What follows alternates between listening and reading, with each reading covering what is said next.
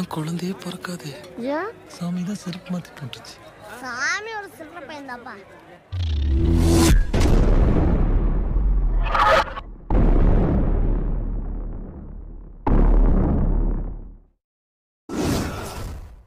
Hello guys, welcome back to my channel Trending Gelo.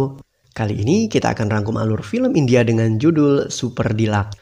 Film yang dirilis tahun 2019 ini disutradarai oleh Tyagarajan Kumararaja dan dibintangi oleh Vijay Sethupathi, Aswan Ashok Kumar, Samantha Akineni, Fahad Fasil, Ramya Krishnan, dan Nobel K. James. Super Deluxe bergenre drama komedi hitam, mengangkat 3 kisah dalam sebuah cerita di mana pada akhirnya kisah tersebut saling bertautan. Guys, aku kasih bocoran ya jika film ini mendapat banyak nominasi dan meraih 18 penghargaan. Di antaranya untuk Best Actor, Best Supporting Actress, Best Child Artist, Best Screenplay, Best Cinematography, Best Music, Best Film, dan banyak lagi. Kok bisa? Nah, makanya guys, simak rangkuman alur film ini tanpa skip biar ketemu magisnya film ini dan simak juga review di bagian akhir video ya. Oke, tanpa banyak basa-basi kita langsung ke TKP.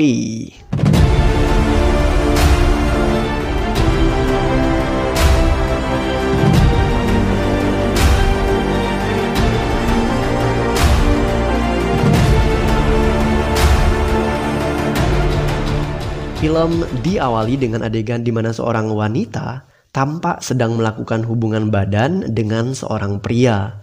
Tak lama kemudian, sang pria malah meninggal dunia. Oke. Hey, Kamal, deh kanama.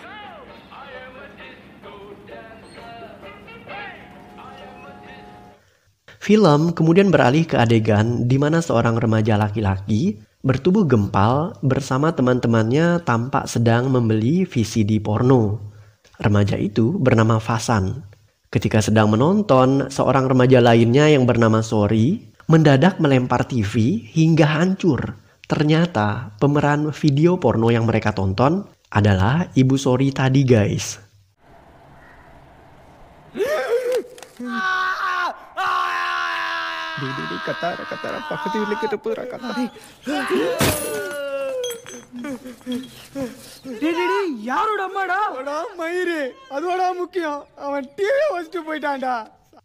Di adegan lain, seorang anak kecil menunggu kepulangan sang ayah. Anak itu bernama Raskuti. Raskuti ternanti-nanti kedatangan sang ayah karena sudah hampir 7 tahun ia tak pernah pulang. Ayah Raskuti bernama Silva dan ibunya bernama Jyoti. Saat Silva pulang, semua orang tercengang. Ma, நேத்தே யாகலன்னு என்ன எல்லாரும் என்ன பண்ண தெரியுமா? என்ன எல்லாம் டெஸ்ட் பேபின்னு சொல்றாங்கம்மா.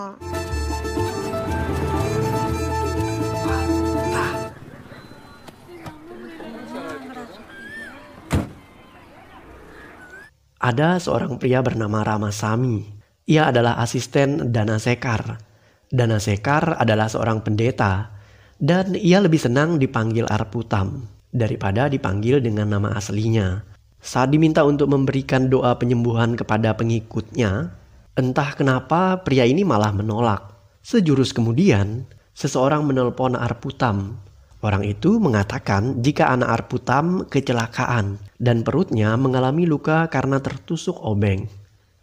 Adegan beralih ke awal film tadi guys. Seorang wanita menyeret mayat pria yang meninggal saat ML. Ia menyembunyikan mayat di dalam kulkas. Wanita ini bernama Fembu. Tak lama berselang, suami Fembu pulang. Pria itu bernama Mugil. Setelah Mugil pulang, ia kemudian diikuti oleh beberapa orang yang juga ikut masuk saat bertamu ke rumahnya. Mereka adalah tamu tetangganya, namun karena rumah tetangganya penuh dan gak muat, mereka meminta izin menumpang di rumah Mugil untuk sementara waktu. Dan pria itu mengiyakan. Ketika Mugil berniat membuat minuman untuk tamunya, ia membuka kulkas dan kaget setengah mati.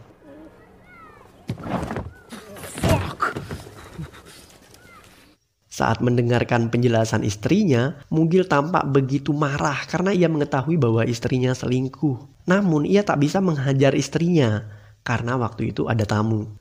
Fembu ingin lapor polisi, tapi Mugil malah melarangnya. Ia tak mau jika orang-orang tahu bahwa istrinya selingkuh, karena itu akan menjatuhkan harga dirinya sebagai suami.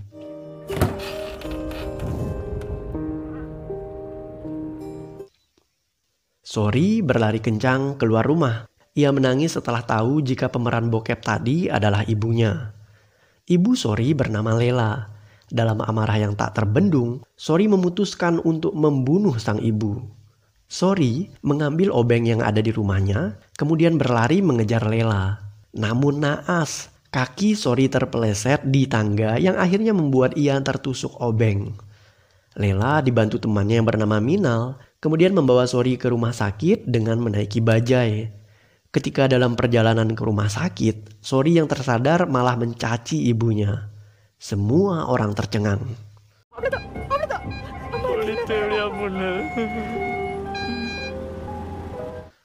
Di adegan lain, Fasan dan teman-temannya mendatangi pria bernama Amin. Mereka ingin meminta uang dari Amin buat ganti TV yang dihancurkan Sori tadi. Amin siap memberikan mereka uang dengan satu syarat, mereka harus meracuni seseorang. இதிலிருந்து ஒரு 4 சொட்டு ஊத்திட்டு அவன் அதை குடிக்கிறானான்னு நின்று பார்த்துட்டு என்கிட்ட வந்து சொல்லணும். Raskuti awalnya bingung melihat wujud sang ayah yang di luar dugaannya. Tapi akhirnya anak itu tersenyum senang karena sang ayah kembali. Paman Raskuti marah besar. Ia tak mengharapkan kepulangan Silva. Saat melihat Silva berganti pakaian, istrinya meneteskan air mata karena suaminya benar-benar berubah menjadi seorang wanita. பொண்ணா உன்னோட கஷ்டம் எனக்கு புரியுது ஜோதி. Mugil dan Fembu mengeluarkan mayat dalam kulkas tadi, kemudian berniat memotong tubuhnya dalam beberapa bagian. Mendadak, anak kecil yang tadi bertandang bersama keluarganya melihat apa yang ingin mereka lakukan. Fembu mengancam anak itu agar tutup mulut. Keduanya mencoba memotong mayat, namun tak ada yang bernyali. Akhirnya mereka memilih membuang mayat tersebut dari lantai atas dengan menggunakan sebuah kasur. Setelah membuang mayat ke bawah, Mugil dan Fembu kemudian mengangkut mayat tersebut dengan sebuah mobil.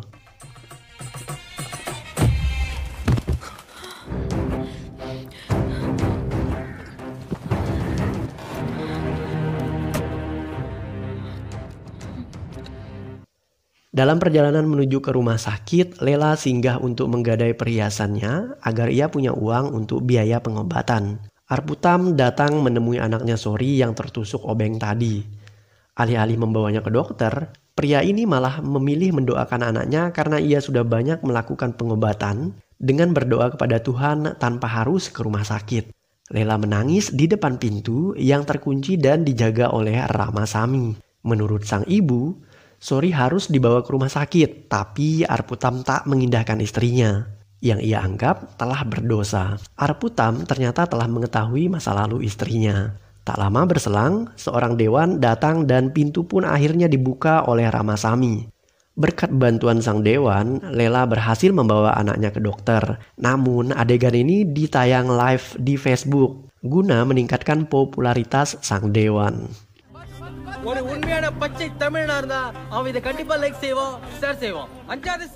Saat membuang mayat selingkuhannya, Fembu dan Mugil bertengkar di mobil. Pria ini menyalahkan istrinya yang sudah berselingkuh dan akhirnya menimbulkan masalah seperti ini. Fembu meminta Mugil untuk meluahkan semua amarahnya. Kebetulan Mugil ini cita-citanya ingin menjadi aktor, guys. Jadi Fembu meminta Mugil agar berakting di depannya. Dengan demikian ia bisa meluahkan semua unek-unek yang ia miliki. Setelah selesai akting dan curhatnya, mereka kemudian melanjutkan perjalanan. Dan ternyata ada seseorang yang sedang memvideokan mereka ketika di mobil.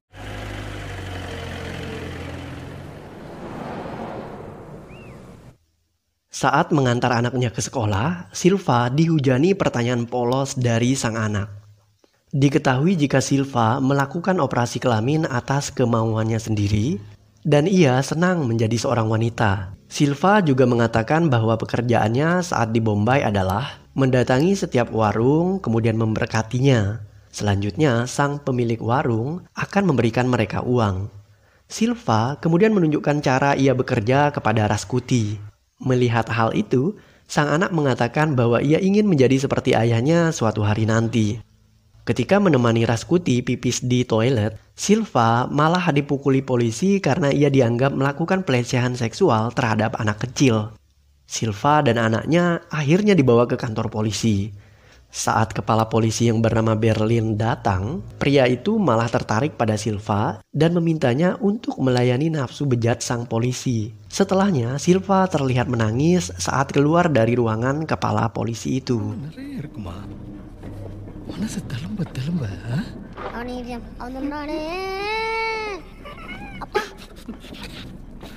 Fasan, Gaji, dan Toyavan melakukan perintah Amin untuk meracuni seseorang.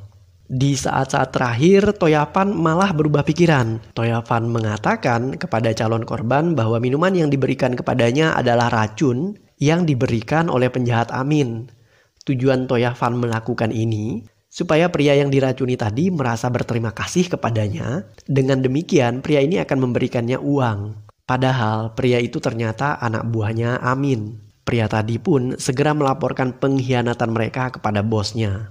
Alhasil, satu persatu mereka dipelasah. Saat giliran Fasan, pria ini mencoba melarikan diri yang membuat ia menabrak TV di ruangan itu. Akhirnya mereka malah disuruh mengganti TV Amin yang rusak. Karena harus membeli 2 TV, mereka akhirnya memutuskan untuk mencuri. Lela tiba di rumah sakit. Saat mengetahui bahwa wanita itu tidak bisa membayarkan uang muka, pihak rumah sakit kemudian menolak merawat anak Lela. Mereka berdalih jika itu adalah prosedur dan protokol yang harus dilaksanakan. Pasien membayar uang muka dan rumah sakit melayani mereka. Lela meminta dengan nada yang memelas. Ia bahkan bersedia menjual ginjalnya sebagai jaminan pengobatan sang anak. Namun dokter bersikeras menolak karena menurutnya rumah sakit mereka tidak menerima penjualan ginjal. Lela juga meminta uang dari orang-orang yang ada di sana, namun tak ada yang peduli. Sementara itu, Toyapan CS berhasil mencuri uang dari rumah seseorang yang bernama Norti. Ternyata uang yang mereka ambil adalah uang palsu, guys. Sebenarnya saat mencuri tadi, Toyavan melihat banyak uang di lemari Norti. Namun ia hanya mengambil sedikit sesuai dengan yang mereka butuhkan. Dan kebetulan yang mereka ambil itu ternyata justru uang palsu. Untuk itu mereka memutuskan agar kembali mencuri rumah itu. Saat datang ke sekolah, Silva tak diizinkan masuk oleh security. Raskuti kemudian masuk ke dalam dan ayahnya tetap menunggu di luar. Seorang wali siswa bahkan mengusir Silva karena kehadiran transgender itu dianggap memberikan reaksi negatif kepada anak-anak. Silva menyadari bahwa ia memberikan pengaruh buruk tidak hanya terhadap anak-anak tapi juga untuk anaknya sendiri. Karena itulah ia memesan tiket pulang ke Bombay. Guys, Raskuti ini dijuluki bayi tabung oleh teman-temannya karena ia tak pernah membawa ayahnya ke sekolah. Untuk membuktikan bahwa ia punya ayah dan bukan bayi tabung, Raskuti kemudian menunjukkan sang ayah ke teman-temannya. Namun saat melihat Silva, teman-teman Raskuti malah menertawainya dan mengejeknya. Raskuti marah dan ia pun memukul temannya itu. Saat Silva masuk untuk melerai perkelahian, ia malah diusir oleh kepala sekolah. Silva pun membawa Raskuti keluar dari sekolah. Di saat ia membeli minuman, anak itu justru menghilang. Raskuti.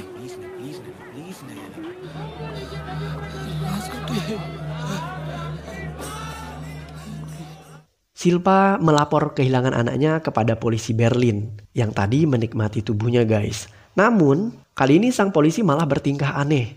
Silva dipukuli beberapa kali karena dianggap tidak menghargai dirinya. Berlin terus menganiaya dan mempermalukan Silva. Karena sudah tidak tahan diperlakukan demikian, Silva akhirnya melakukan perlawanan. Sekalipun dibendung 4 polisi, ia berhasil memukul balik Berlin, kemudian menyumpahi pria itu supaya ia mati.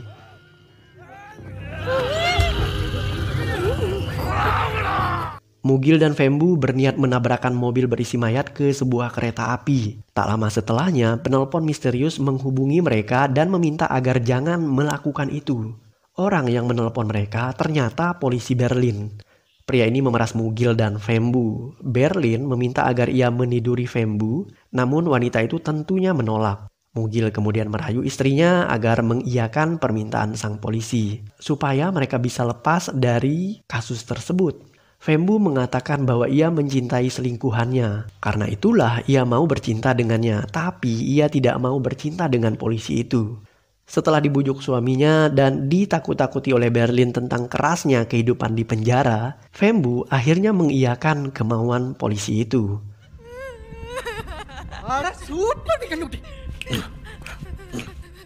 Ketika Arputam berdoa meminta kesembuhan anaknya, Ramasamy membawa uang hasil penjualan sepedanya dan memberikan kepada Arputam. Mereka pun bergegas ke rumah sakit untuk membayar biaya pengobatan anak Arputam.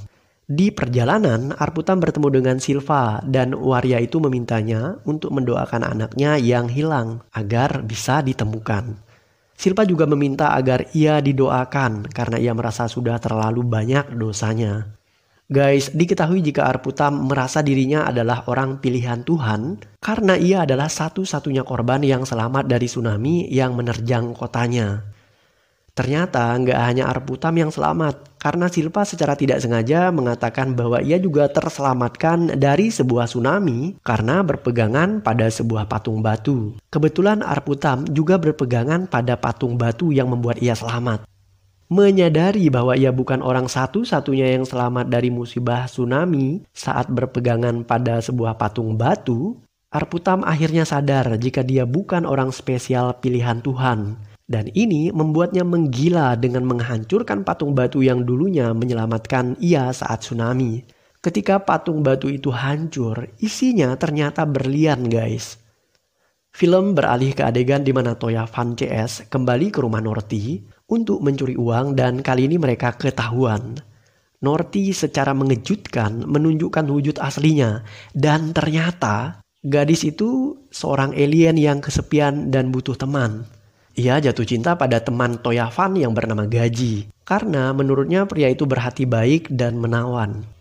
Karena Gaji yang asli tidak mau sama Norty, Norty kemudian secara ajaib menggandakan Gaji menjadi 2 orang. Secara doi alien gitu loh. Toya Van CS terkaget-kaget melihat aksi ini. Tapi setidaknya itu win-win solution buat mereka. Karena pada akhirnya mereka berhasil membeli TV baru dengan membuang TV rusak yang lama tadi guys. Saat mereka membuang TV lama yang rusak tadi, sesuatu terjadi tanpa mereka sadari. Setelahnya, mereka menghabiskan sisa uang dari alien yang bernama Norty tadi dengan menonton bioskop. Saat pulang ke rumah, Silva menemukan ternyata Raskuti ada di sana. Namun, sang anak tampak kesal. Diketahui jika Raskuti ternyata mengetahui bahwa ayahnya akan kembali ke Bombay dan akan meninggalkannya. Raskuti mengetahui itu setelah melihat tiket yang dibeli oleh ayahnya. Anak ini mengatakan bahwa ia siap menerima ayahnya apa adanya. Terlepas ayahnya ini seorang lelaki ataupun seorang wanita, asalkan sang ayah tetap ada di sisinya. Mendengarkan hal itu, Silva tersentuh hatinya dan ia pun berjanji tidak akan meninggalkan Raskuti dengan merobek tiket yang sudah ia beli.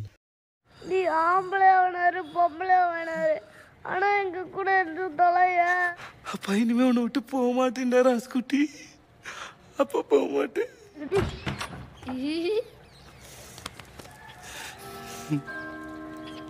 Sekalipun mengiyakan keinginan Berlin, hati kecil Fembu tetap berkecamuk. Mugil kemudian menyiapkan rencana agar menjebak Berlin. Namun Berlin sangat licik guys. Ia meminta Fembu memborgol tangan Mugil di mobil. Tak hanya itu, Berlin juga bersiap merekam adegan saat ia mencumbui Fembu. Ketika ia bersiap-siap menggagahi Fembu, sesuatu menimpa kepalanya dan itu membuatnya sontak mati dengan seketika. Benda yang menghantam kepala Fembu ternyata TV yang dibuang oleh Toya Van CS tadi guys. Hal itu bisa terjadi karena selain TV-nya gede dan berat, benda itu juga dibuang dari lantai atas yang cukup tinggi. Guys, film ditutup dengan adegan di mana Lela berhasil membayar biaya rumah sakit berkat berlian yang ditemukan suaminya di sebuah patung. Dan anaknya Sori selamat dari insiden tertusuk obeng. Lela kemudian menjelaskan kepada Sori putranya bahwa dulu ia adalah seorang pemain film panas dan itu hanyalah masa lalunya. Melihat cinta sang ibu saat berusaha menyelamatkan nyawanya, Sori akhirnya menerima masa lalu sang ibu. Di sisi lain, Mugil dan Fembu berhasil menyingkirkan mayat polisi Berlin.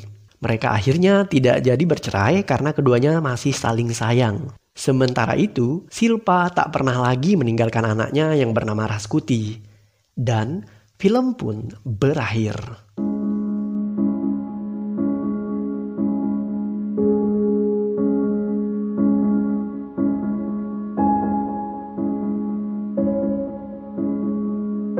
Oke guys, it's review time. Menurut aku pribadi, film ini memang layak meraih 18 penghargaan. Semua lini dalam film digarap dengan begitu matang dan terperinci.